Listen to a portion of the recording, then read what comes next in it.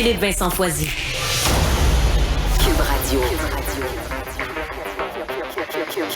Cube Radio. En direct à Salut Bonjour. Bon début de semaine. Salut Gino, salut Georges. Allô? Il y a des rencontres importantes politiques qui s'en viennent, dont des ministres de la Santé qui vont discuter ensemble de leurs problématiques. Oui, puis on espère du côté des provinces à Vancouver que le gouvernement fédéral va sortir le chéquier. Parce que là, ça fait un bon moment qu'on presse Ottawa pour dire il manque d'argent dans le réseau de la santé. Ottawa, vous payez juste 22 de toutes les dépenses. On aimerait ça que vous augmentiez ça à 35 C'est un dernier chiffre, 28 milliards de dollars de plus par année. C'est la demande des provinces. C'est énormément d'argent. Le gouvernement fédéral, finalement, s'assoit autour de la table, mais juste au niveau des ministres, là, pas encore au niveau du premier ministre.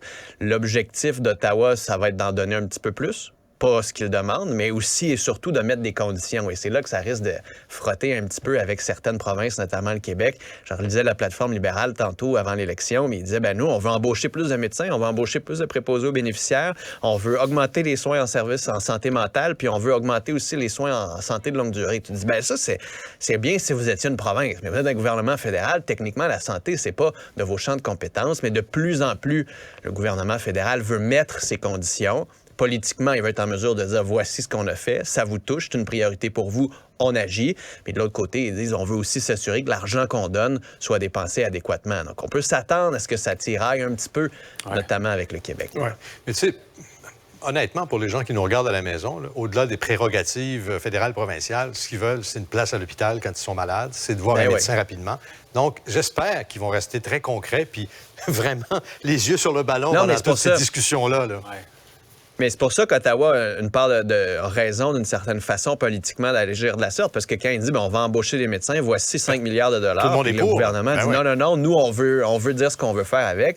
OK, engagez-en des médecins, il en manque. Puis après ça, quand les provinces donnent des chèques depuis un an à la population parce qu'ils sont en surplus budgétaire ou presque, le gouvernement fédéral les regarde en disant vous ne pouvez pas nous dire que vous êtes pris à la gorge si vous êtes en mesure de donner des chèques électoralistes. Là. À suivre. Autre dossier, Philippe Vincent. Heureusement qu'on met des numéros après le COP, parce que si on perdrait le fil, là, on est rendu à 27. C'est important. À 27, ça se passe mais on dirait que ça débouche jamais sur rien de concret.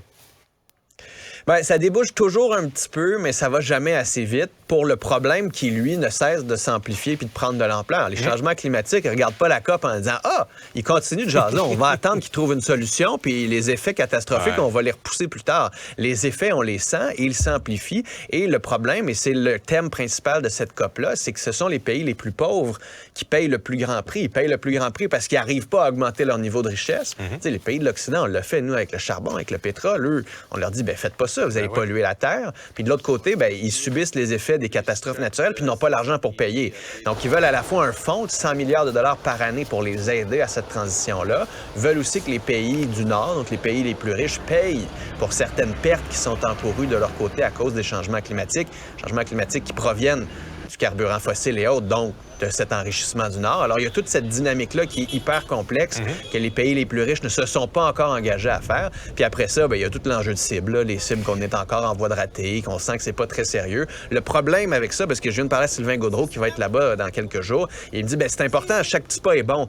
C'est juste que quand on va pas assez vite, puis on en parle, ça peut aussi alimenter ce cynisme-là. Je voyais les caricatures ce matin, c'est encore les gros jets qui se réunissent alors qu'on aurait pu faire ça sur Zoom. Tout ça alimente un cynisme et il va falloir que les dirigeants fassent attention pour pas faire décrocher une grosse partie de la population qui les regarde déjà en disant « entendez-vous, là, mais la vie est difficile pour tout le monde. » là. Tout à fait vrai. Merci beaucoup, Philippe Vincent. Merci. Ne ratez plus rien.